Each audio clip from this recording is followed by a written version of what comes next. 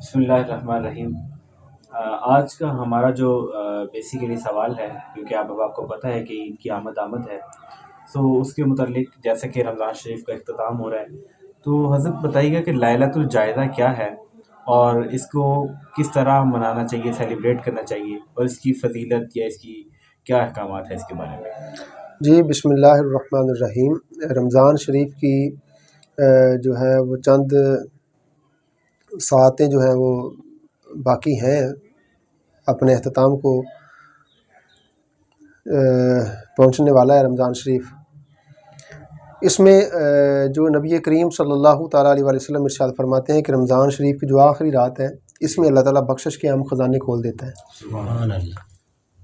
تو ایک تو یہ کہ یہ مغفرت کی رات ہے، بخشش کی رات ہے۔ انسان پورا مہینہ جو ہے وہ مزدوری کرتا ہے تو یہ اس کے انعام کی رات ہے۔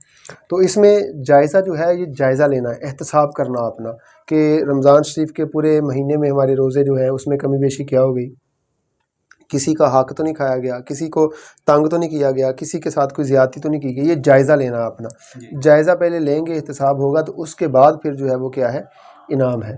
انعام بعد میں پہلے جائزہ لینا ہے، جائزہ ہوگا تو اس کے بعد جو ہے وہ انعام چلے گا۔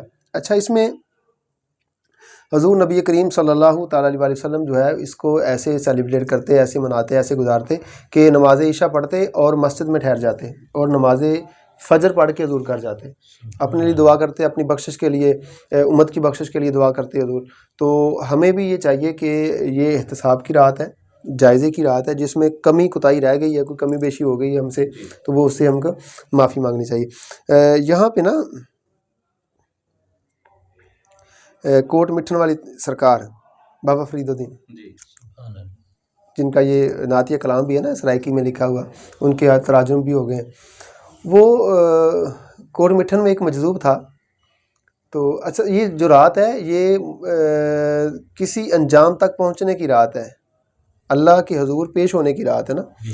تو وہ خواجہ صاحب جو تھے، خواجہ فرید الدین، آپ کے شہر میں ایک مجذوب آیا تو وہ اکثر سوال کیا کرتا تھا، عید کداں، عید کداں، یعنی کہ عید کب ہے؟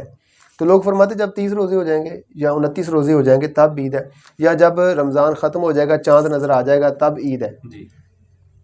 تو خواجہ صاحب فرماتے ہیں ایک مرتبہ میں بھی ان کے پاس گیا، جا کے بیٹھا تو انہوں نے پوچھا عید کداں، عید کب ہے بھائی؟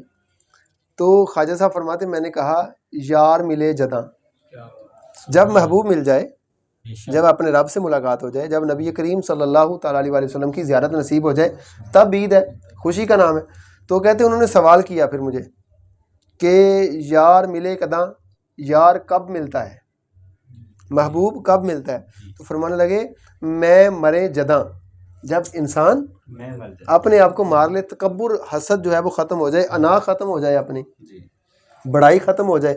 وہ ڈاکٹر اقبال نے کہا تھا نا، خود ہی کو کر بلند اتنا کہ ہر تقدیر سے پہلے خدا بندے سے خود پوچھے بتا تیری رضا کیا۔ اور جب انسان اس مقام پہ آتا ہے، وہ اس میں کب آتا ہے؟ وہ آتا ہے کہ کی محمد سے وفا تو نے تو ہم تیرے ہیں۔ جب انسان حضور سے وفا کرے گا تو پھر یہ مقام ملتا ہے، پھر یہ جہاں چیز ہے کیا، لوح و قلم تیرے ہیں۔ یعنی کہ کہنے کا مقصد یہ ہے کہ جب انسان اپنی انا، تکبر، بڑائی ختم کرے گا تو پھر محبوب آئے گا۔ میں مثال دیتا ہوں آپ کو چھوٹی سی ایک، کیونکہ لائلۃ الجائزہ کے حوالے سے بات ہو رہی ہے تو اس میں احتساب کی رات ہے۔ ایک انسان اپنے گھر کے باہر صفائی کر لے، جھاڑو لگا لے، صفائی کر لے، پانی کا چھڑکاؤ کر لے، چونا وغیرہ لگا لے، کوئی مہمان آنے والا ہے تو اپنے گھر کی صفائی نہ کرے، اس میں ویسے ہی وہ چیزیں جو ہے وہ الٹ پلٹ پڑی رہیں، صفائی بھی نہ ہو، کوڑا کرکٹ ویسے ہو، برتنوں کی ترتیب ٹھیک نہ ہو، کپڑوں کی ترتیب صحیح سے نہ ہو، ٹھیک ہے، چیزوں کی ترتیب ٹھیک نہ ہو، تو کیا وہ جو مہمان آنے والے تعریف کریں گے؟ نہیں کریں گے۔ باہر تو ٹھیک کر لیا لیکن اندر کس نے ٹھیک کرنا تھا؟ اندر تو ٹھیک نہیں ہے۔ تو ایسے ہی جو کہتے مقصد یہ ہے کہ میں مرے جداں، جب انسان کا اندر مر جائے، جب اندر صاف ہوگا نا تو پھر باہر خود بخود نکھر جائے گا، تو پھر معاملہ صحیح ہوتا ہے۔ تو محبوب بھی تب جو ہے وہ آتا ہے جب انسان کے اندر تکبر، بڑائی، حسد، چغلی، غیبت وغیرہ کی چیزیں ختم ہو جائیں، تو پھر معاملہ ٹھیک ہوتا ہے۔ تو لائلۃ الجائزہ جو ہے یہ مغفرت کی رات ہے، بخشش کی رات ہے، تو اس کو جو ہے وہ سیلیبریٹ کرنا چاہیے مساجد میں جا کے، اپنے گھروں میں سارے معاملات کو دیکھتے ہوئے کہ جب سرکار علیہ الصلوۃ والسلام نے ساری رات جا کے گزاری تو ہم کیا کرتے ہیں، بازاروں میں جاتے ہیں، اپنی ساری نیکیاں جو ہے وہ ضائع کر لیتے ہیں. ٹھیک ہے، تو میں نہیں روکتا کہ بازار نہ جاؤ، ضروریات کے لیے چیز لینے جانا ہے بازار جاؤ، اپنا معاملہ دیکھو، لیکن اس میں یہ ہے کہ پورا رمضان پڑا تھا، ہمیں پتہ ہے کہ عید آنے والی ہے، یہ کون سا ایک اچانک سڈنلی پروگرام آنے والا ہے. ہمیں پتہ ہے یار ایک شادی پہ فنکشن کرتے ہیں ہم، تو ہم پہلے سے اس کا وہ سارا ساز و سامان لے کے رکھتے ہیں، سارے معاملات اس کو پہلے طے کر لیتے ہیں. تو اب پتہ ہے عید آنی ہے تو ہم نے چاند رات کو ہی جانا ہے؟ نہیں، ایسا تو نہیں کرنا ہے. چاند رات کو، چاند رات جو یہ رات جو ہے یہ عبادت کی رات ہے، یہ مغفرت کی رات ہے، بخشش کی رات ہے، اللہ کے حضور سجدہ ریزی کی رات ہے، اللہ سے کچھ مانگنے کی رات ہے. ہم نے مزدوری کی ہے پورا مہینہ، بھوکے پیاسے رہے ہیں، تقوی اختیار کیا ہے، اللہ کے حضور جھکے ہوئے ہیں ہم سارے معاملات کی، لیکن اب کیا ہے، اب ہمیں اجر ملنا ہے، مغفرت ہونی ہے، تو ہم بازاروں کی طرف رخ کرتے ہیں. اور دوسرا یہ بھی کہ عید والے دن، عید بھی ایک بہت مبارک اور بہت کے لیے خوبصورت دن ہے، تو اس دن بھی کوئی اس طرح کے ورد و وظائف یا کوئی احادیث میں یا پھر ویسے اس کے بارے میں کچھ حکم فرمایا گیا؟ جی، پہلی بات تو یہ ہے کہ ہمارا جو مذہبی تہوار ہے، عید الفطر ہے یا عید الاضحیٰ ہے یا عید میلاد النبی ہے یا شب برات ہے یا محرم ہے، پہلی بات تو یہ ہے کہ میں اپنے ناظرین کو یہ عرض کرنا چاہوں گا کہ ہمارا جو مذہبی تہوار آتا ہے وہ ہمیں اپنے طریقے کے مطابق سیلیبریٹ کرنا چاہیے. پہلی بات تو یہ ہے. ٹھیک ہے، اب کیا ہوتا ہے عید کے اوپر جو ہے نوجوان جو ہے نسل جو ہے وہ سلنسر نکال لیتی ہے، موٹر سائیکل کی، بائک کی، اس طرح کی ہلڑ بازی کرنا یا شور شرابہ کرنا، یہ اس چیز کی اجازت نہیں ہے. یہ شکرانے کا دن ہے، لَإِن شَكَرْتُمْ لَأَزِيدَنَّكُمْ، اللہ فرماتا ہے شکر کرو گے تو اور زیادہ دوں. آج عید کی خوشیاں کیوں نہیں ہمیں؟ اکثر نوجوان کہتے ہیں اب بھی وہ خوشی نہیں رہی. کیوں نہیں رہی؟ کہ ہم اس کو اس طریقے سے سیلیبریٹ نہیں کرتے جس طریقے سے سیلیبریٹ ہمیں کرنا چاہیے تھا. اور رہی بات یہ کہ عید کا دن یہ بھی بخشش کا دن ہے، اجر کا دن ہے.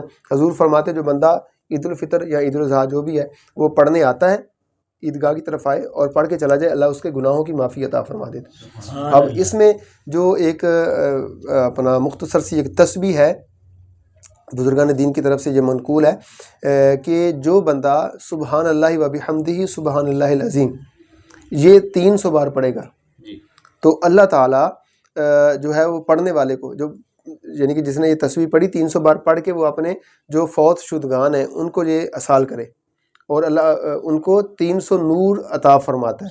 اور جب وہ بندہ خود فوت ہو جائے گا، دنیا سے چلا جائے گا، تو اللہ تعالیٰ اس کو بھی وہ 300 انوارات جو ہے وہ عطا فرمائے گا. اچھا، اس میں ایک اور بھی چیز ہے کہ یہ جو لیلۃ الجائزہ کے بارے میں آپ نے سوال کیا تھا، ایک اس میں اور اضافہ کرتا چلو. حضور فرماتے جو بندہ اس رات جاگے گا، عبادت کرے گا، تو جس دن سب کے دل مردہ ہو جائیں گے نا، اس دن اس کا دل زندہ ہوگا. سبحان اللہ، ماشاءاللہ. تو ہمیں یہ کوشش کرنی چاہیے کہ یہ چیزیں جو ہیں ہمیں اس طریقے سے سیلیبریٹ کرنی چاہیے.